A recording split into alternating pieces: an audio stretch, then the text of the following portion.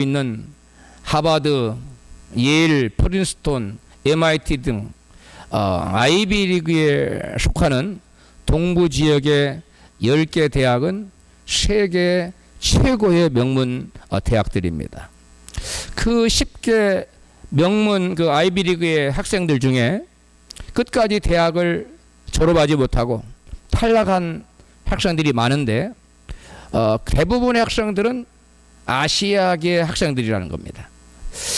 전체 탈락자 중에 아시안계 학생들의 비율이 무려 90%예요.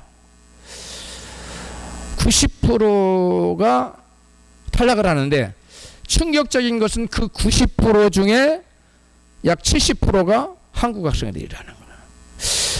여러분, 아이비리그에 입학하는 것은 미국의 천재들이라고 다 들어가는 게 아니에요. 수재들이라고 다 들어가는 게 아닙니다. 아주 여러 다방면의 모든 것을 갖춰야 들어가는 좋은 대학인데 의외로 한국 학생들이 입학하는 율이 굉장히 높습니다.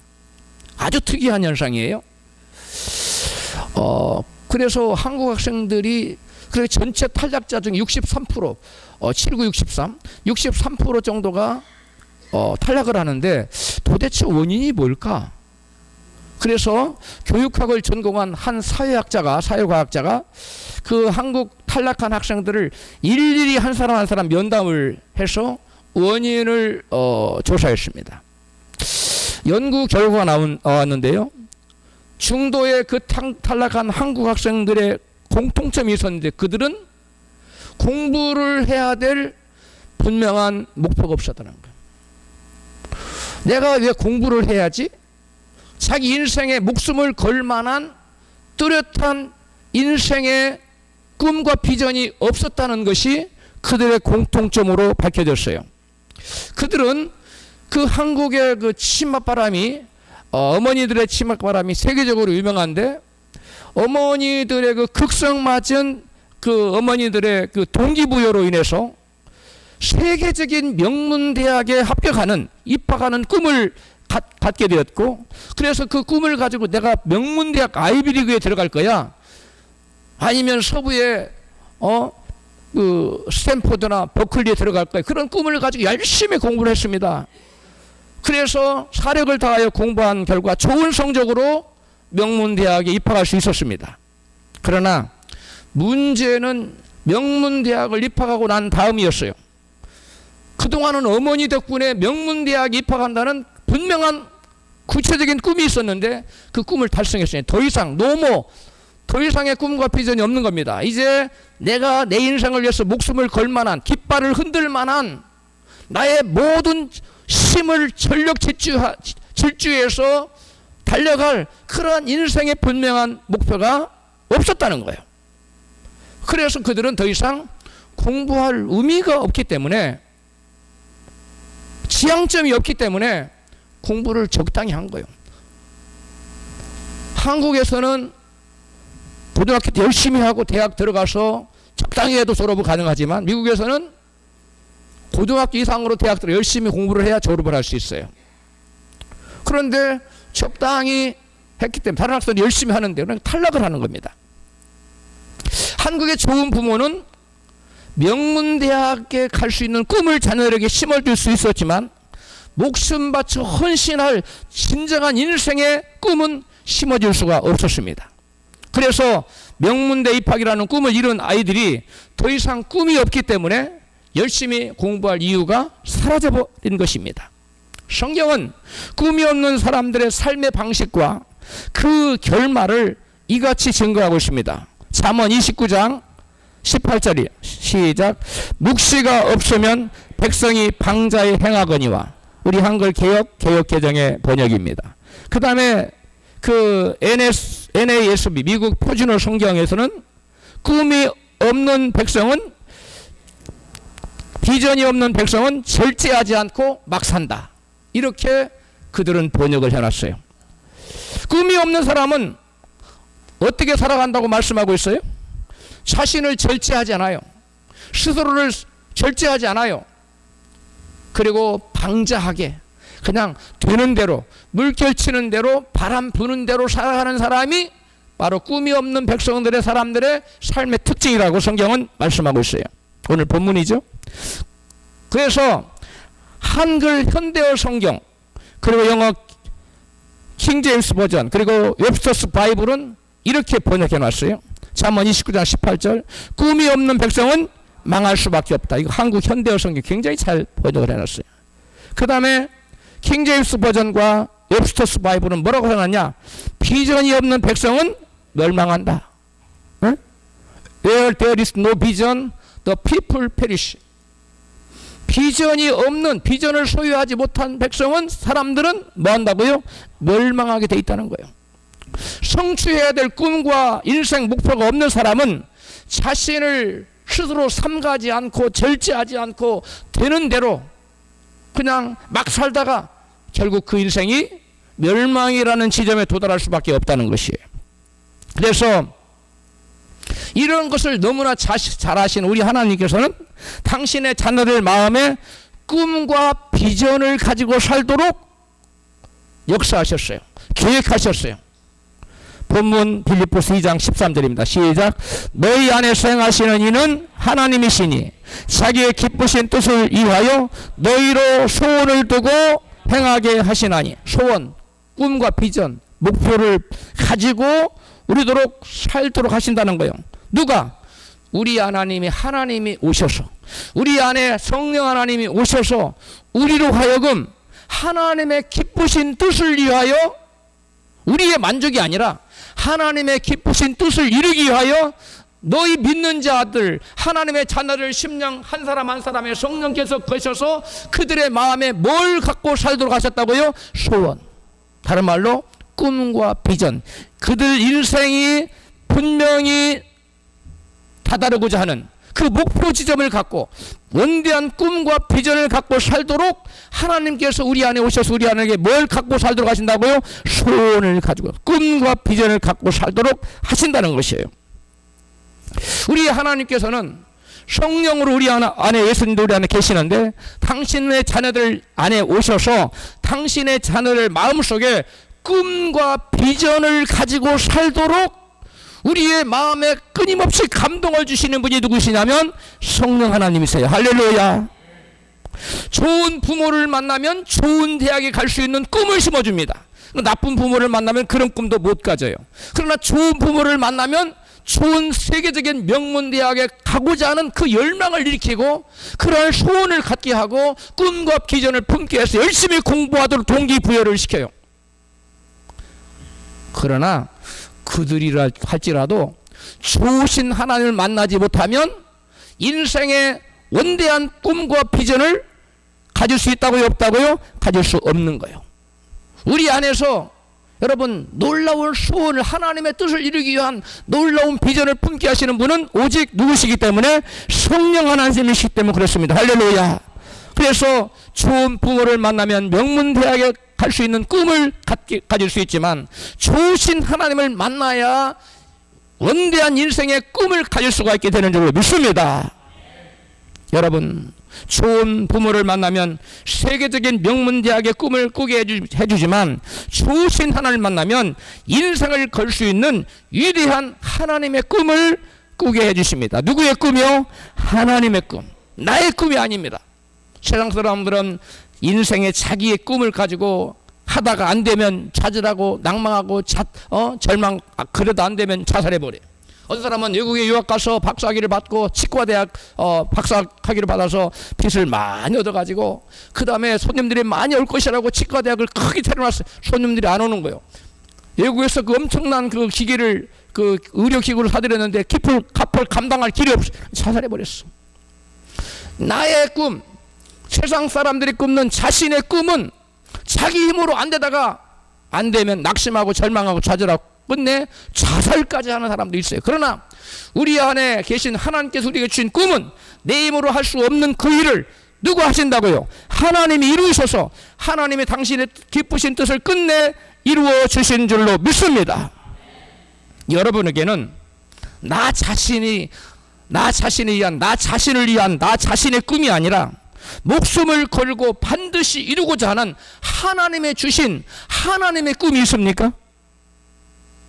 만약 목숨을 걸고서라도 반드시 이루고자 하는 그런 하나님의 꿈이 내게 없다면 나와 하나님의 관계를 반드시 확인해 볼 필요가 있습니다.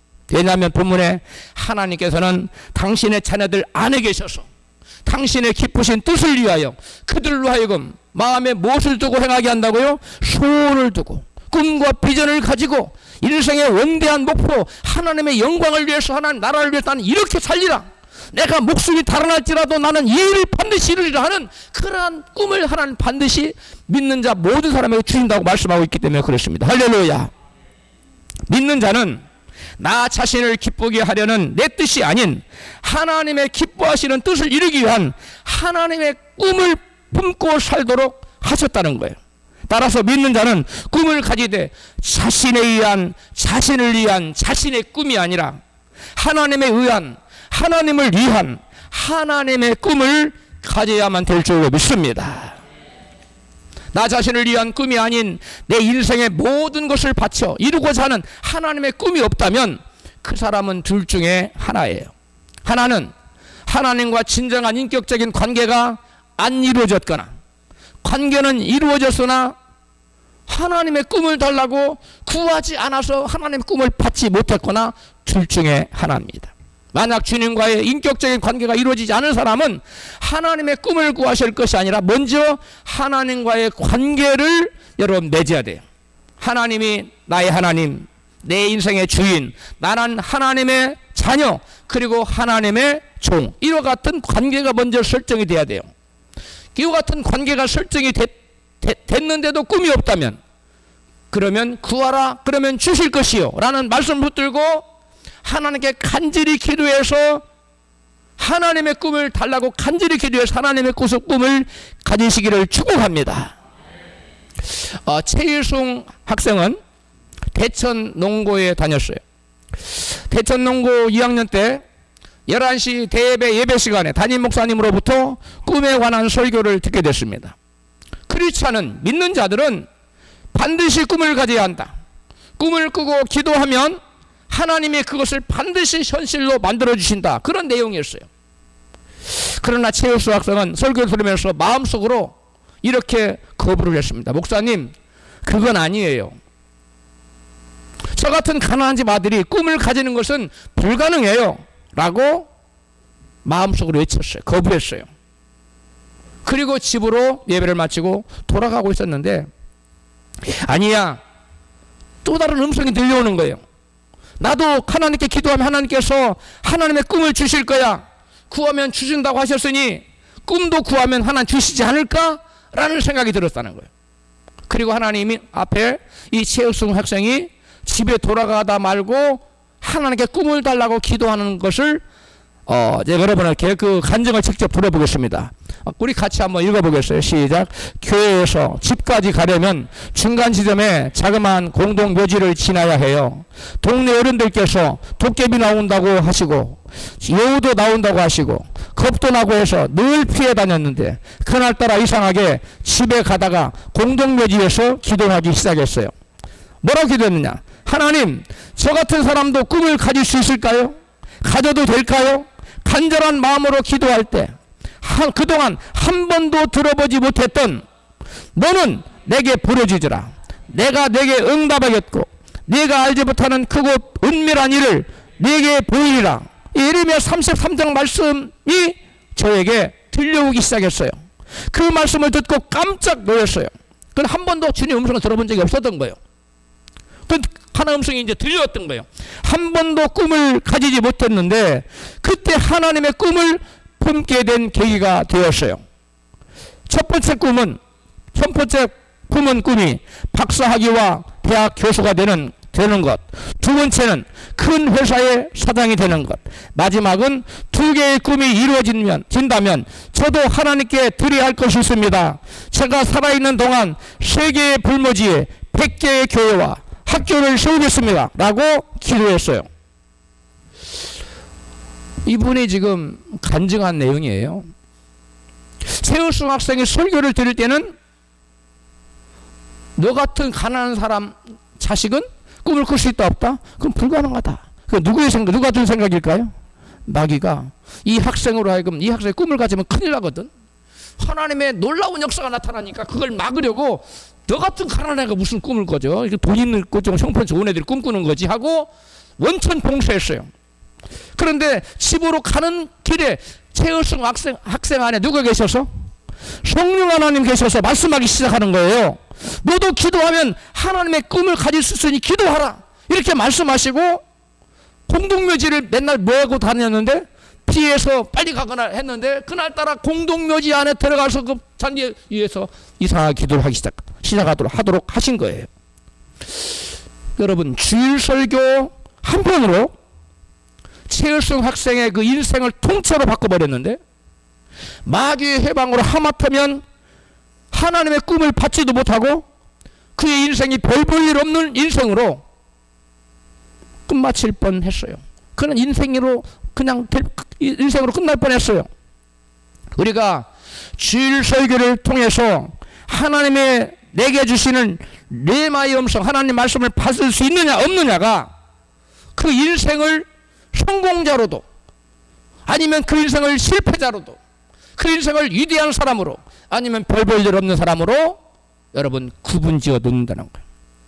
그러므로 설교 한 편을 들을 때 정신을 바짝 차리고 들어야 되겠어요? 졸면서 뭐 그냥 적당히 다른 생각하면 들어야 되겠어요? 있는 사람, 힘 없는 힘을 다해서 온 정신을 다해서 하나님 내게 지금 뭐라고 말씀하시나? 나보고 기도를 하라고 그러나? 나보고 전도를 하라고 그러나? 나보고 용기를 가지고 도전하라고 말씀하나? 아니면 너는 좀 열심을 내라고 말씀하시나? 주님이 내게 주시는 음성을 들을 수 있어야 됩니다. 할렐루야. 이 음성을 붙잡으면, 하나님의 음성을 붙잡으면 여러분이 아무리 걸음돌 위에 있는 별볼이 없는 인생이라 할지라도 여러분이 한 번도 생각해 본 적이 없는 위대한 인생으로 발돋움되고 변화된다는 사실을 믿으시기를 바랍니다. 할렐루야. 최우승 학생은 하나님의 꿈을 가지고 고등학교 2학년 때 그때 열심히 공부를 해요. 근데 1년 3개월을 집중해서 공부한 다음에 대학을 시험을 쳤는데 건국대학교 전체 수석으로 합격합니다. 그래서 4년 학비 무료 면제를 받아요. 4년 후에 최우승 청년은 건국대 경제학과를 수석 졸업한 뒤에 ROTC 2기로 군복무를 마치고 1966년 삼성그룹에 입사했어요. 이어서 1973년에는 대우그룹으로 옮겨서 1981년에 40세에 대우아메리카 사장으로 승진한 후에 1984년 회사를 관두고 43살에 건국대 교수로 부임해 갑니다. 그리고 1985년 44세의 나이에 부도난 회사를 일수해서 사업을 시작해 사장이 돼요. 그리고 2010년 69세에 연매출 3,500억 원의 10개 법인 기업체로 성장시킵니다. 그때까지 회사가 12개가 됐어요. 나중에 2개가 더 늘어나요. 그래서 총 12지파처럼 그 다음에 12지자처럼 12개의 회사를 겨누린 대우그룹 회장이 됩니다. 하나님께서 그에게 주신 꿈을 어떻게 이루셨는가? 그의 생생한 간증을 들어보겠습니다.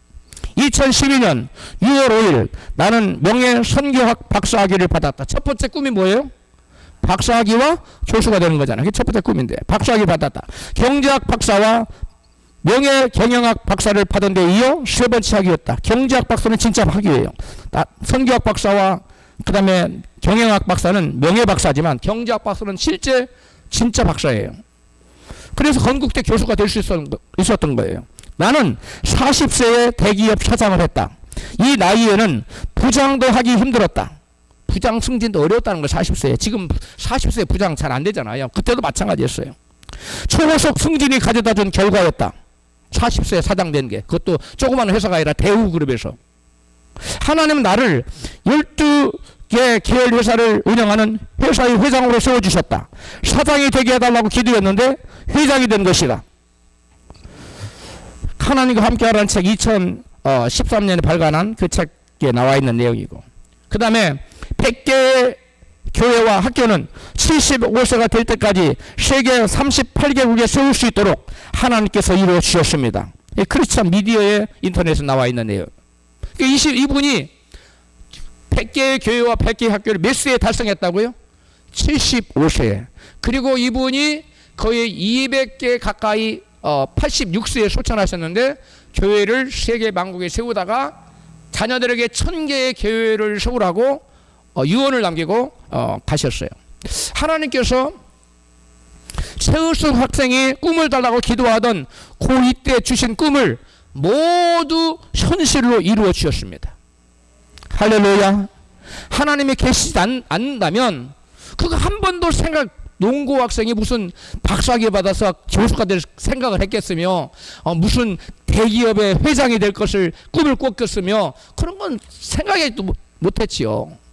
100개의 해외의 세계 불모지에 100개의 교회와 그 다음에 학교를 세운다고 어떻게 생각을 해봤겠어요. 근데 기도 가운데 하나님께 주시더라는 거예요.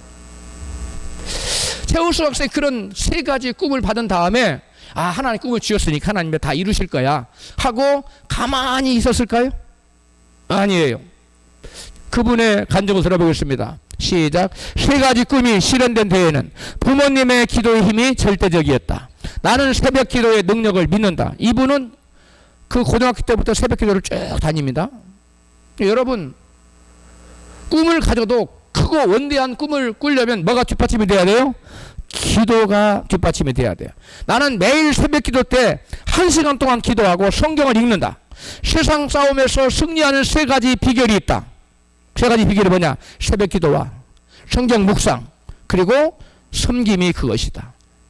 이 최우승 장로님의 섬김은 책을 읽어보면 자세히 나와 있어요.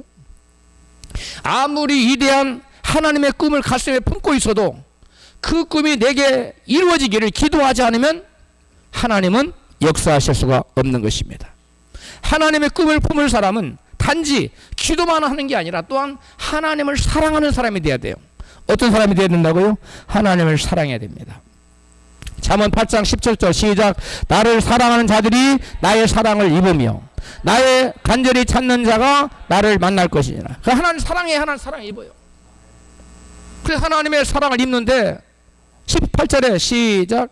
부귀가 내게 있고 장귀한 재물과 의도 그러하니라. 21절 이는 나를 사랑하는 자로 재물을 얻어서 그 곳간에 채우게 하려 함이니라. 아멘. 곳간에 재물이 가득 넘쳐나려면 하나님 뭐 해야 된다고요?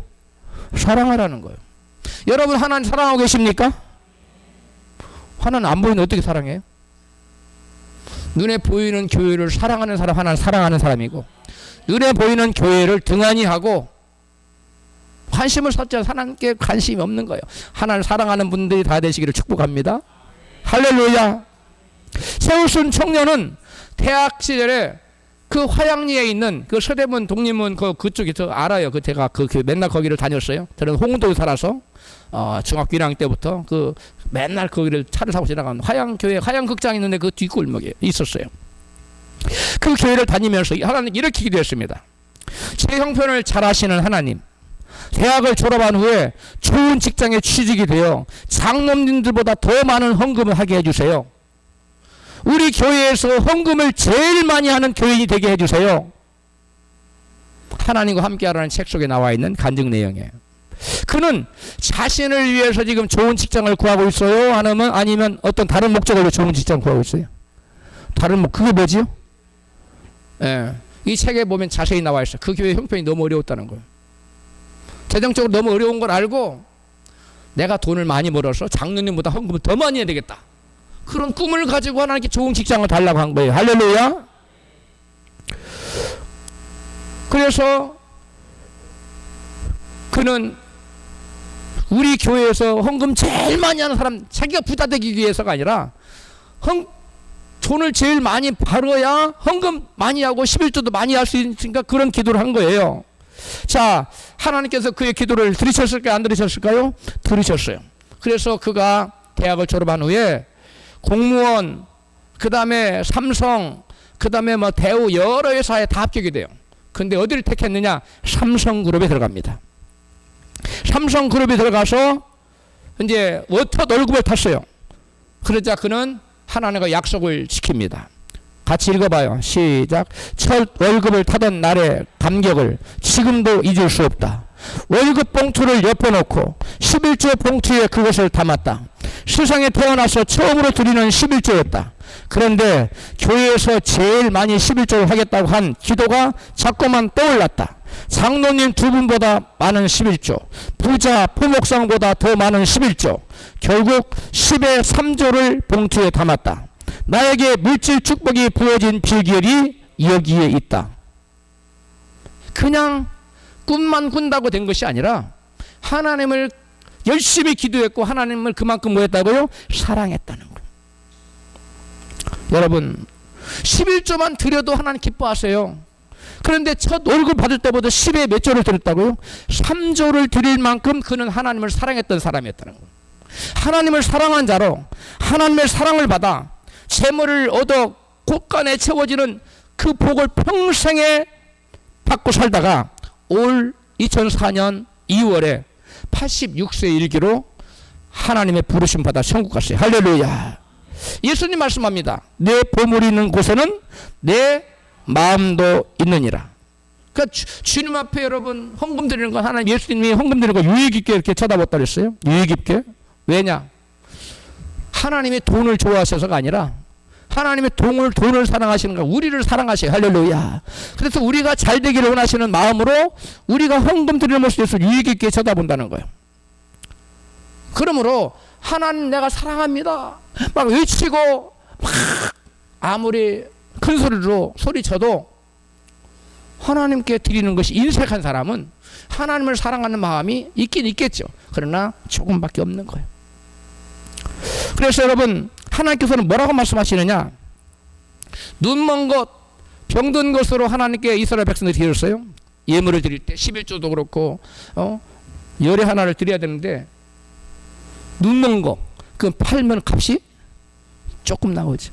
다리가 뚫뚝뚫뚝 저는 거, 이것도 값이 없는 거잖아요. 그 열의 하나를 무조건 드려야 되니까 그런 거 골라서 11조 드렸다는 거예요.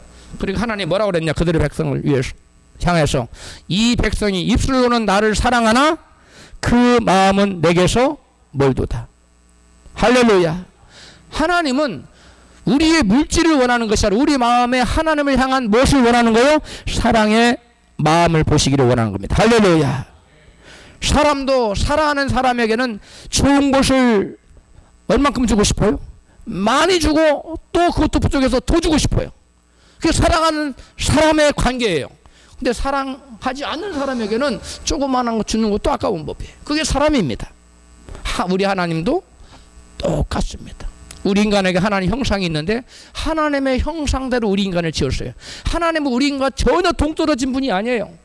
하나님의 형상이 우리 가운데 많이 나타납니다. 할렐루야. 요엘 선지자는 꿈과 비전을 품게 하시는 분은 성령 하나님이시라고 증거합니다. 요엘서 2장 28절에 시작. 그 후에 내가 내 신을 만민에게 부어주리니 너희 늙은이는 꿈을 꾸며 너희 젊은이는 이상을 볼 것이며, 이상은 비전을 말하는 거예요. 꿈은 드림, 꿈을 말하는 거고. 하나님 명이신 성령 하나님께서 젊은이들은 가슴에 비전을 품게 하시고 또 나이 드신 분들에게는 가슴에 꿈을 갖도록 하신다고 약속하고 계세요. 예수 믿고 성령 받은 사람은 나이 드신 분들도 늙으신 분들도 꿈을 꾸게 되기 때문에 내가 이 나이에 무슨 꿈을까지 가져라고 말하는 것은 합당한 생각일까요? 아닙니다. 여러분, 나이에 상관없이 하나님은 우리 모두가 꿈을 꾸기를 원하세요. 할렐루야. 네, 늙은이에게도 꿈을 꾸게 하신다고 말씀하셨어요. 하나님께서는 모든 하나님의 자녀에게 꿈을 꾸게 하신다고 본문에 말씀하고 있어요. 빌립보서 2장 13절 하시겠습니다. 시작. 너희 안에 생하시는 이는 하나님이시니 자기의 기쁘신 뜻을 위하여 너희로 소원을 두고 행하게 하시나니. 아멘.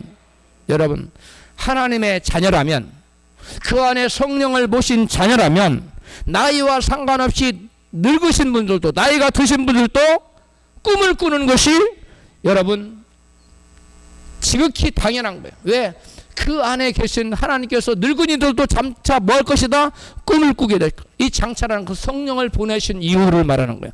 바로 성령이 언제 오셨습니까? 신약시대 오순절 마가다락방에 성령 오신 이후에 모든 사람들이 나이와 상관없이 예수를 믿고 그 안에 성령을 보시다라면 꿈을 꾸게 되는 줄로 믿습니다.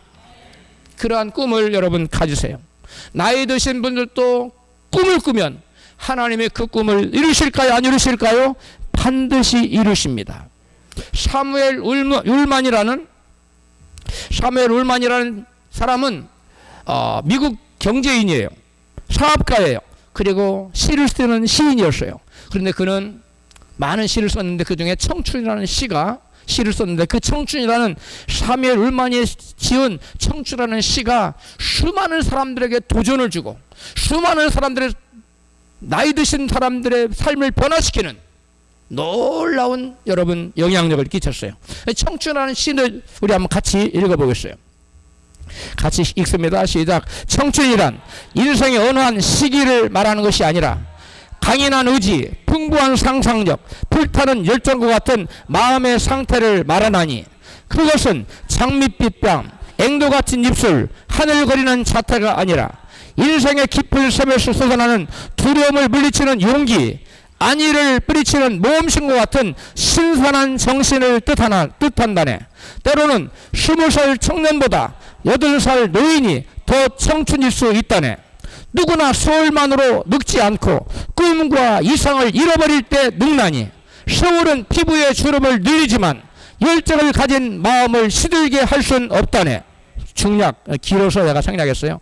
영감이 끊기고 정신이 냉소의 눈에 덮이고 비탄의 얼음에 갇힐 때 비록 20살이라도 할지라도 이미 늙은이와 다름없네. 그러나 머리를 높이 들고 희망이란 파도를 탈 수 있는 한 그대는 80살이어도 늘 푸른 청춘일세. 80살이라도 마음에 꿈과 비전이 있다면 그 사람은 뭐라고요? 늘 청춘이에요. 여러분 20세라 할지라도 30세라 할지라도 꿈이 사람이 그 사람 늙은 사람이에요.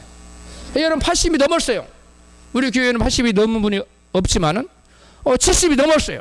그런다 할지라도 그 가운데 꿈과 비전이 있다면 그 사람은 뭐라고 어떤 사람이라고요?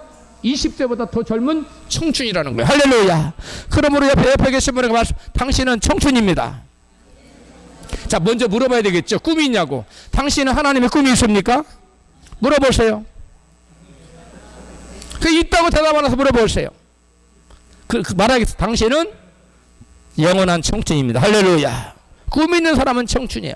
여러분 이 사무엘 울만의 이 청춘이라는 시 한 편을 읽고 수많은 사람들이 나이 드신 분들이 변화가 됐는데 대표적인 사람이 여러분 조지 도슨이라는 사람이에요. 그는 이 시를 읽고 나서 이 사람 어떤 출신이냐? 미국 뉴올리언스의 가난한 흑인 집안에 태어나서 어릴 때부터 흑인 노예로 살았어요. 그래서 공부할 기회가 없어 학교 무턱도 못 가봤어요. 난 놓고 기억자도 몰라요. 그런 사람은 기억자가 아니라 영어 알파벳도 몰라요. 그런데 이분이 이 시를 우연히 누구한테 듣게 됐어요. 내 나이가 지금 98세인데 나도 청춘이네. 그래서 98세에 여러분 공부를 하기 시작했어. 영어 알파벳을 공부해서 글을 읽고 쓰는 법을 배웠어요. 그리고 나서 101세에 흑인 노예로 살던 자신의 파란만장한 인생의 여정을 오롯이 담은 인생은 아름다워라는 자서전의 제목의 자서전을 펴냈습니다. 몇 세예요? 101세. 101세의 이 사람으로 하여금 이러한 글을 배우게 하고 98세 글을 배워서 101세의 자서전을 펴내도록 한 것은 누구의 시가? 사무엘 울만이라는 사람의 청춘론이라는 시가 그 사람으로 하여금 도전하게 하고 꿈을 갖게 한 거예요. 나도 글을 읽을 수 있어. 나도 공부할 수 있어. 나도 책을 쓸 수 있어. 그래서 그 책을 썼는데 미국의 베스트셀러가 되고 책이 날개 돋친 듯이 팔려나갔어요. 그래서 그는 미국에서 유명한 유명인사가 됐어요. 그래서 그는 풍부한 경험과 열정으로 학교와 선도기관에 이렇게 강연을 다니면서 좌절에 빠진 자들에게 희망을 심어주는 희망의 전도사가 됐어요. 할렐루야. 몇 세예요? 101세예요. 101세에 그런 일을 한다면 우리 서다라 집사님은 권사님은 이제 뭐 74세밖에 5세밖에 안 됐는데 무슨 일을 못 하겠어요? 꿈을 가지세요. 할렐루야. 6세요? 4세나 6세나 그게 그거예요. 101세 가려면 멀었잖아요. 101세에 비하면 74세 6세는 나이도 아니요. 그거는. 할렐루야. 그러므로 여러분은 영맨입니다. 영맨. 할렐루야. 다 젊은이라고 유스라고 유스. 여러분, 그래서 마음의 도전정신과 꿈이 있으면 육신의 나이를 떠나서 100세가 되어도 청춘이라는 사무엘 울만의 말이 진리인 것을 그는 여실히 그의 삶으로 입증해냈어요. 여러분도 그렇게 되시기를 축복합니다. 일본의 마쓰시다 전기의 창업자인 마쓰시다 고노스케는 70세 나이에 이 시 청춘 사무엘 울만의 청춘한 시에서 영감받아서 새로운 사업을 시작했다고 합니다. 일본에서 경영의 신으로 일본의 천년에 한 번 나오는 천년의 경영의 규제, 일본에서 최고의 경영의 신이라고 일컬어지는 사람이 이 사람이. 그런데 그 사람이 여러분 마쓰다 전기를 창업해 나중에 내셔널 그리고 파나소닉이라는 세계적인 여러분 회사로 발돋움시켜요. 그래서 그는 1989년 94세에 타계할 때에 그가 일으킨 이 파나소닉이라는 기업이 세계 20대 기업으로 성장합니다. 대단하지요? 여러분, 나이가 들었지만 그는 그 마음의 열정을 잃지 않고 꿈을 잃지 않고 도전정신을 가지고 계속 도전했기 때문에 여러분, 그는 그 세계 일본에서 미국 사람이 아닌 일본에서 세계 20에 오르는 것은 뭐 대단한 겁니다.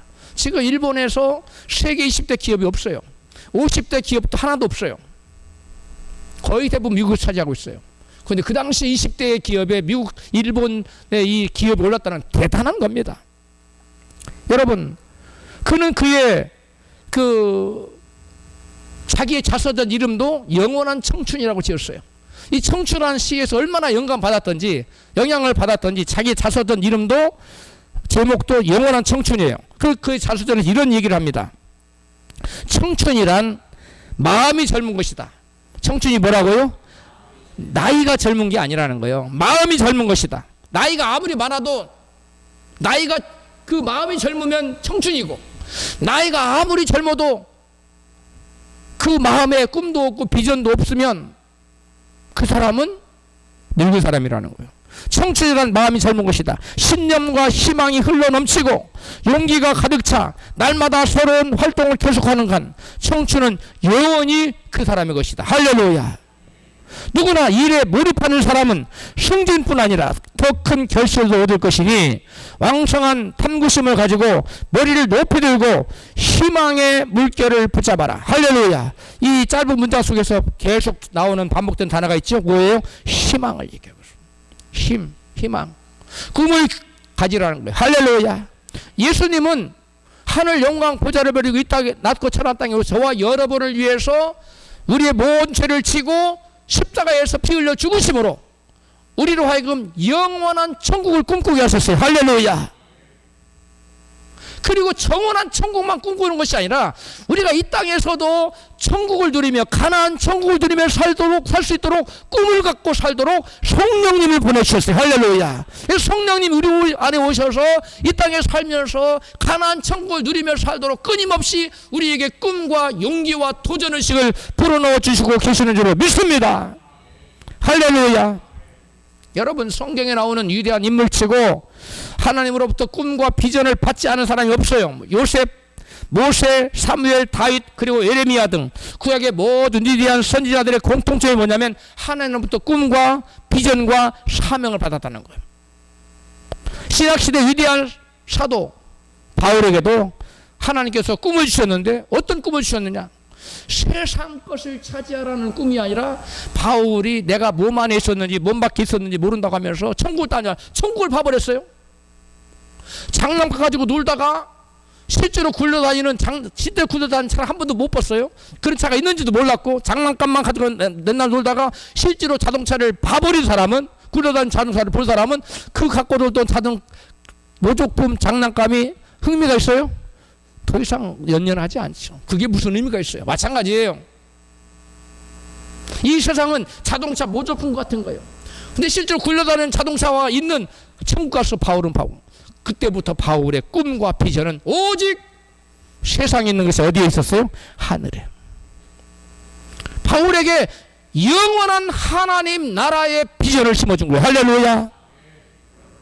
한번 고린도후서 12장 2절 시작. 내가 그리스도 안에 있는 한 사람을 아노니 14년 전에 그가 셋째 하늘에 이끌려 간 자라. 그가 낙원으로 이끌려 가서 말할 수 없는 말을 들었으니 사람이 가히 이르지 못할 말이로다. 천국 간 거예요. 셋째 하늘 천국에 가서 그리스도 안에 있는 한 사람 아는 그 자기 그가 몸 안에 있었는지 몸 밖에 있었는지 모른다는 거예요. 자기가 몸 전체가 갔는지 내 안에는 영만 갔다 왔는지 모르겠다는 거예요. 그래서 자기는 갔다 와서 봤다는 거예요. 그래서 그가 이제는 세상의 것을 모든 것을 그 어떤 의미도 부여하지 않아요. 빌립보서 3장 7절에 같이 읽어봐요. 시작. 무엇이든지 내게 유익하던 것을 내가 그리스도를 위하여 다 해로 여길 뿐더러 내가 그를 위하여 모든 것을 잃어버리고 배설물로 여기면 그리스도를 얻고 그 안에서 발견되려 함이라. 아멘. 그동안에 바울에게 유익했던 것들이 많았겠죠. 뭐 시식이라든가 뭐 건강 뭐 별의별 거 뭐 유익하던 거. 근데 그런 것들을 다 뭐요? 해로 여기서 해로. 예? 그리스도를 위하여. 왜? 가장 고상한 게 뭐예요? 그리스도를 얻는 것이 가장 고상한 것이고. 예?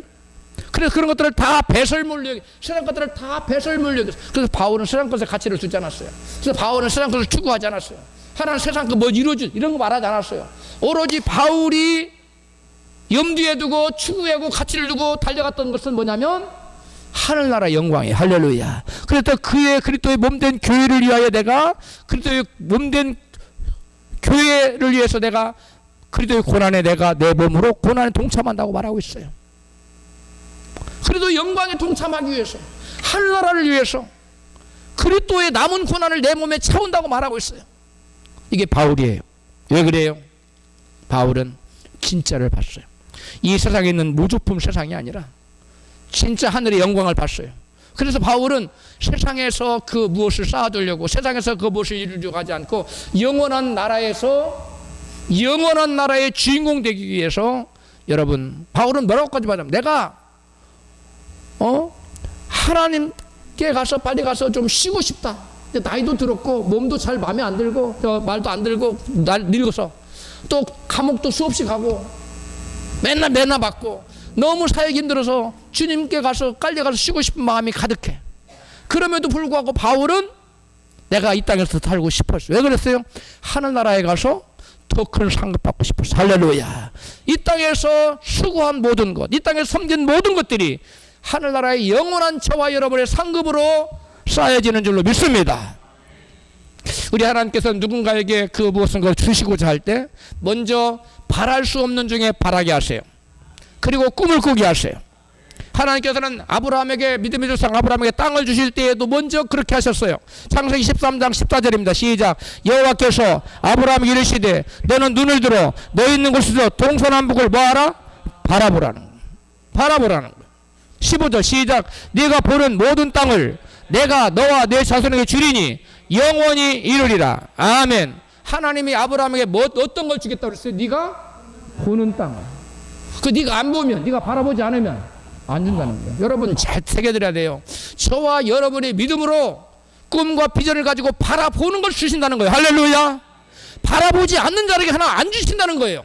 그래서 최우수 학생이 하나님께서 공동면제에서 맨날 피해 다니던 무서운 곳을 갖다 거기서 하나님 성령 강한 밀어붙여서 하나님 저도 꿈을 가지면 안 될까요? 저도 꿈을 가지면 안 될까요? 하며 불을 기도하니까 한 번도 들어보지 않은 성령 하나님의 음성이 들렸다는 거 아닙니까? 할렐루야. 그때부터 그는 세 가지를 바라봤어요. 그는 이렇게 간증합니다. 나는 이 세 가지 꿈을 위해서 다른 데 시간을 뺏길 여력이 없었다. 오로지 이 세 가지를 위해서 전심전력과 인생을 달려왔다는 거예요. 그 인생에 허비할 시간이 없다는 거예요. 그 직장에 다니면서도 여러분 대학원 다니고 박사과정 공부하고 박사학위 받고 부단한 인생을 산 거예요. 명절, 추석 명절, 설 명절 집에서 한 번도 쉰 적이 없다는 거예요. 그때마다 다 해외 선교행 가서 교회에서 오느라고. 달려갈 길을 다 할 때까지 그 하나님 주신 비전을 이루기 위해서 자기의 모든 정력을 다 쏟아부었다는 거예요. 그런 복된 인생 되시길 주님의 이름으로 축원합니다. 여러분 명심해야 됩니다. 바라보지 않으면 하나님 주시지 않는다. 바라보는 것이 곧 무엇이기 때문에? 믿음이기 때문에 그렇습니다. 믿음은 바라는 것들의 실상이라. 그 바라는 것이 없으면 믿음도 있어요, 없어요? 없어요. 바라보는 것에서부터 믿음이 시작되는 거예요.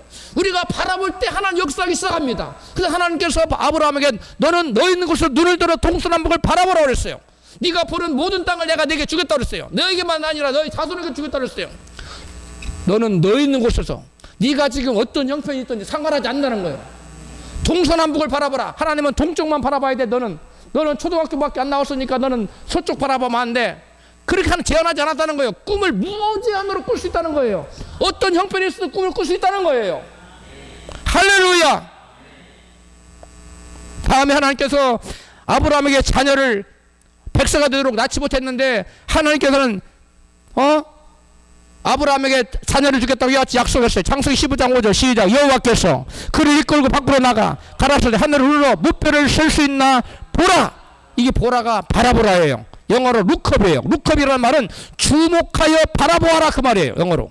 또 그에게 이르시되 네 자손이 이와 같으리라. 할렐루야. 무뼈를 바라보라는 거예요. 무뼈 같은 자손이 생길 것을 믿음의 눈으로 바라보라는 거예요. 할렐루야. 여러분 하나님께서 우리에게 꿈을 꾸게 하시는 것은 바랄 수 없는 중에 바랄 수 없어요. 도저히 내가 저 힘으로 어떻게 저걸 해. 대천농고 다닌 애가 무슨 대학 교수가 돼. 에? 무슨 큰 기업 지회장이 돼요. 바랄 수 없는 겁니다. 그러나 성령 하나님께서 그 안에 계셔서 그로 하여금 바랄 수 없는 중에 바라보게 하셨어요. 그리고 도전하고 기도하고 노력하고 하나님을 사랑하는 자로 만들어 갔어요. 할렐루야. 그래서 그가 도저히 바랄 수 없는 것을 끝내 하나님께서 그 안에서 역사하셔서 아름다운 열매로 맺도록 만들어 주셨습니다. 할렐루야. 여러분 하나님께서 바랄 수 없는 중에 바라보러 하신 것은 하나님의 말씀에 대하여 하나님의 약속에 대하여 믿음을 주시기 위한 하나님의 방편이에요. 우리가 잘 안 믿을 것을 못 믿을 것을 아시고 하나님께서는 바라보도록 하셨어요. 바라볼 때 우리 마음속에 상상이 됩니다. 여러분 눈 뜨고 바라볼 수도 있지만 어떤 건물을 내가 저 건물을 사고 싶어. 그럼 맨날 가서 찾아보는 건 좋지요. 근데 그 건물이 제주도에 있어요. 맨날 볼 수 없어. 사진이라도 찍어놓고 바라보는 그 사진도 없으면 속으로 마음속으로 이렇게 생겼어 건물 하나 이 건물 마음 상상하면서 바라보라는 거예요. 그러면 그것이 마음의 믿음이 되는 거예요. 그래서 예수님 말씀 내 믿음대로 될지어다. 하나님이 내게 주인다는 믿음이 있는 자에게는 그와 같은 역사가 여러분 꿈이 바라는 것이 약속이 실제가 되는 것입니다. 할렐루야. 여러분 바울은 그래서 아브라함이 바랄 수 없는 중에 바라고 믿었으니라고 아브라함 믿음을 증거하고 있어요. 다 같이 시작. 아브라함이 바랄 수 없는 중에 바라고 믿었으니 이를 그의 의로 여기셨다는 거예요. 아브라함 믿음 어떤 믿음이라고요? 바랄 수 없는 중에 바라는 믿음이에요. 자 히브리서 기자는 히브리서 11장 1절에 시작. 믿음은 바라는 것들의 실상이라고 증거하고 있는데 믿음이라는 것은 바라는 것들을 실제화시키는 능력이 여러분 믿음이에요. 그래서 바라는 것이 없이는 믿음도 존재할 수 없다는 것입니다. 믿음은 바라는 보는 것에서부터 시작되는. 여러분 어마어마한 큰 꿈 내가 이런 거 좀 이루고 싶어. 근데 내 힘으로는 이거 도저히 불가능해. 그래도 바라보라는 거예요. 그럴 때는 바라보지 말라는 거예요. 한국 속담에 올라가지 못할 나무는 뭐 하지 말아라? 아예 쳐다보지도 말아라. 이건 저주받은 격언이에요. 그런 생각하지 마세요. 바랄 수 없는 중에 바라보라고 하는 것이 우리 하나님의 뜻입니다. 여러분 도저히 불가능한 것을 바라보세요. 그리고 계속 도전하세요. 그리고 계속 기도하세요. 그리고 하나님이 때가 되면 이루십니다. 그러나 믿음이 없는 사람은 믿음이 있는 사람은 바랄 수 없는 것을 바라봐요. 그런데 믿음이 없는 사람은 자기가 생각해봐 살 수 있겠다고 생각하는 것만큼만 바라봐요. 그걸 세상 사람도 하는 거예요. 그래, 믿음의 사람은 그렇게 하는 게 아니에요. 내 힘으로는 도저히 불가능할 것 같은 것, 도저히 안 될 것을 나는 할 수 없을 때 누가 할 수 있다고? 하나님이 할 수 있다고 믿고 목표를 크게 가지고 도전하고 기도하고 아멘 하세요. 밀어붙이고 앞으로 나아가십시오. 그러면 닫힌 문이 열려요. 여리고성이 무너집니다. 할렐루야. 여러분, 예수님께서는 할 수 있거든요. 무슨 말이냐? 믿는 자에게는 능치 못할 일이 없느니라고 마가복음 99장 23절에 말씀하고 있어요. 사도 바울도 빌립보서 4장 13절에 내게 능력 주시는 자 안에서 내가 모든 것을 할 수 있는, 내가 능력 주시는 자가 누구예요? 성령님이에요. 성령님 안에서 내가 모든 걸 할 수 있다는 거예요. 여호수아도 태양을 가리켜서 말합니다. 태양아, 너는 기브온 위에 머무르라. 달아, 너도 야알론 골짜기에 그리할지어다. 이거 바랄 수 있는 거예요? 바랄 수 없는 거예요? 바랄 수 없는 거예요. 근데 믿음으로 선언한 겁니다. 믿음으로 선언하면 현재 내가 아무리 선언 아무것도 안 나타나. 그러나 계속 하나님 역사하실 걸 믿고 계속하면 결국은 여러분 한 바퀴 돌 때 금이 쫓아작 두 번 때만 복돌이 좀 떨어지고 세 바퀴 돌 그렇게 하는 게 아니에요. 하나 역사할 때까지 아무런 징조도 안 보이지만 마지막 일곱째 날 일곱 바퀴를 돌고 외치할 때 와 외치니까 여리고성이 무너졌던 것처럼 여러분이 원하고 바라는 것, 원하고 바라고 기도합니다. 다 같이 시작. 원하고 바라고 기도합니다. 원해야 돼요. 바라봐야 됩니다. 그리고 가만히 있지 말고 기도해야 돼요. 그리고 하나님을 사랑해야 됩니다. 하나님을 사랑하는 자로 곳간에 재물을 집어서 쌓아두게 하신다는 거예요. 그래서 사람들은 하나님을 사랑은 등한이에요. 그리고 복만 달려요. 그러면 안 돼요. 사랑한다고 말 안 해도 괜찮아요. 하나님 보실 때 제가 나를 사랑하는구나 하고 행동하면 됩니다. 여러분, 하나님께서 믿는 자 마음속에 하나님의 꿈을 꾸고 바라보게 하시는 이유는 믿음을 갖게 하여 하나님의 선하신 뜻을 이루시기 위해서입니다. 우리가 하나님의 꿈을 가지고 바랄 수 없는 일을 바라보면 믿음이 생겨서 우리가 전능하신 하나님의 능력으로 여러분 하나님 뜻을 이루게 되는 것입니다. 내 힘만으로 아무것도 할 수 없을 것 같아 보여도 내가 하나님의 꿈을 바랄 수 없는 중에 꾸고 바라보면 그리고 기도하면 하나님께서 나를 통해서 하나님의 위대한 일을 하실 줄로 믿습니다. 하나님의 꿈을 받아 하나님의 선하신 뜻을 이루시는 위대한 꿈을 꾸고 복된 인생 되시기를 주님의 이름으로 축원합니다.